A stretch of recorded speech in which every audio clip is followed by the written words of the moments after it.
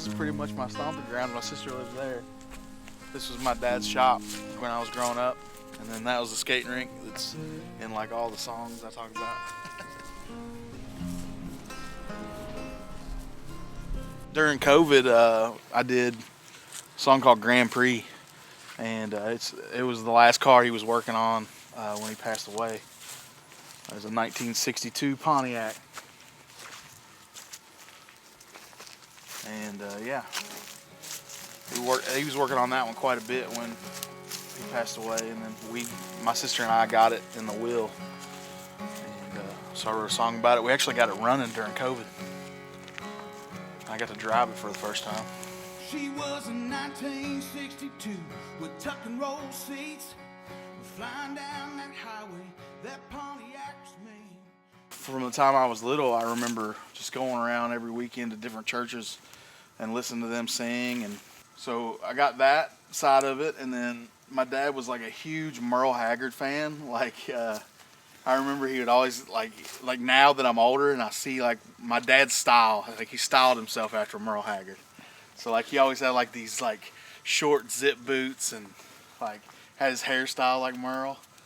And so like Dad loved that country music stuff, and he loved like Fogerty and Creedence and Mellencamp and stuff like that. And I love that stuff. So that's been a big influence. I remember him playing those songs when I was a kid.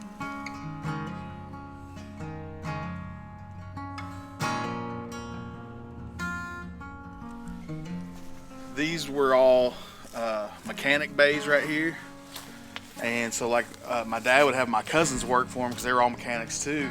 So like there was always music playing right here. So like I said, I'd play Hot Wheels cars out here in the middle of the rocks and the dirt. They'd be in there working and blasting like Kiss and all kinds of crazy stuff inside those mechanic bays. You never knew what you're gonna hear, but I got a lot of musical education just sitting right out here. And that's where my dad spent most of his time. He was a very creative bodywork guy, and he painted cars. I told my wife this a couple days ago. I had a crazy memory that I'd never really thought about. And I'm not sure if I even really remembered it until I remembered it. You know what I mean? Like from when I was really little. I remember like my dad and my Uncle Keith, who's a really great guitar player. My Uncle Paul. We just had a lot of family over to the trailer where we lived, which was not a normal thing. We didn't always, like, normally we had family get together somewhere else because there's more room, But for whatever reason, I remember walking into the room in our living room, and like my dad, my Uncle Paul, my Uncle Keith are sitting around there playing music, and they were playing the Fugitive, Merle Haggard, and like I never remembered that in my life until that moment. And it just like I was sitting on the couch and I started singing to myself. I said, "I'm on the run, the highway is my home," and I was like, I don't know why I know this song. And I started typing lyrics in Google, and then I was like, it's a Merle Haggard song, right? And it just took me over, dude. And so then I had to learn the song, and it just took me back, man. So it's amazing, like the stuff that just hits you from your past that kind of plays into who you are as a musician and a songwriter. This is Dad's paint bay.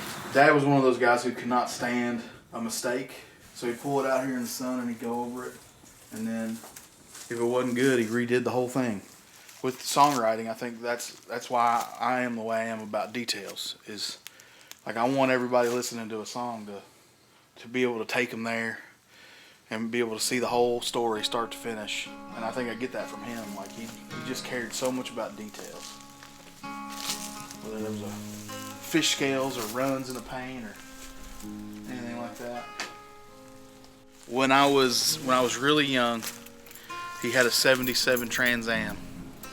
And he loved that car. He was always a Pontiac guy, and he was a Cadillac guy. So like he always had some kind of Pontiac, and at that time it was a '77 Trans Am, like the Smokey and the Bandit Trans Am. Nice. He was obsessed with it. And I remember it was cold, and my cousin Nick wanted to drive it to town to get some lunch, and he hit black ice out here and rolled it, and we could hear it.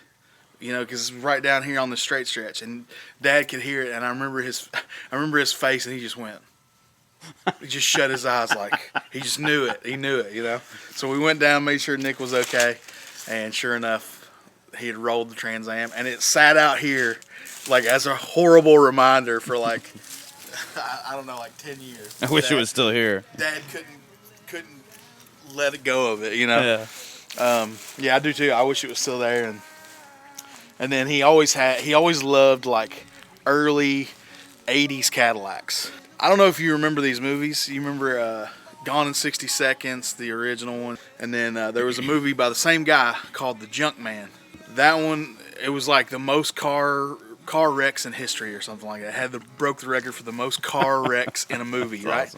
Awesome. And Dad loved that movie, and they had a 1980 Eldorado, and the guy jumps an airplane in it, like legitimately.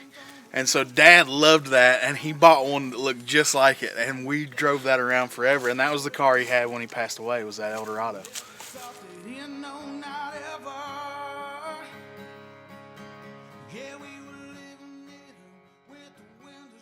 So yeah, this whole area right here was Cadillacs, man. There used to be an outhouse behind this. I don't know if it's still there or not, but that was like the scariest situation of my life, I think. Like, I was scared to death of that thing. He always, like, because there's nowhere to go to the bathroom out here. So he's like, go to the outhouse. I was like, I ain't going in there. I don't care what happens. My biggest fear in the world was having to go in that outhouse when I was a kid. You think you're not scared of anything until you have to face that thing. And it honestly wasn't that much better when I was a kid, or at least in my head it wasn't.